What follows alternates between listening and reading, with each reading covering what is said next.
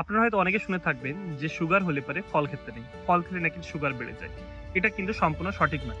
লো glycaemic index অর্থাৎ যে সমস্ত ফলগুলো আপনার শরীরে রক্তে সুগারের পরিমাণ বা শর্করার পরিমাণ ধীরে, ধীরে বাড়ায়, সেই সমস্ত ফলগুলো আপনারা নিয়মিতভাবে খেতে পারেন। এতে আপনার শরীরে পরিপূর্ণরূপে যে ভিটামিনগুলো সেগুলোও পেতে পারেন বা আপনার শরীর সুন্দর থাকবে, সুস্থ থাকবে।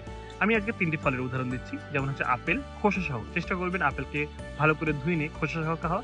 এতে ধীরে, ধীরে রক্তের সুগারের পরিমাণটা বাড়ায় এবং আপনার শরীরেও যথেষ্ট পরিমাণ ভিটামিন পেয়ে যায়। ২ নম্বরে হচ্ছে কমলালেবু।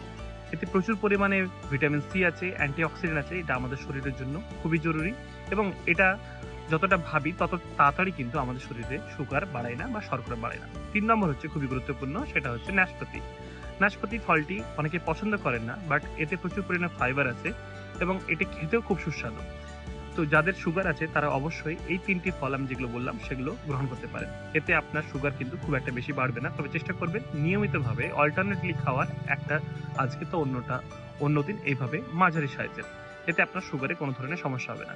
আপনাদের কোন, কোন ফল খেতে পছন্দ অবশ্যই কমেন্টে জানাবেন। ধন্যবাদ।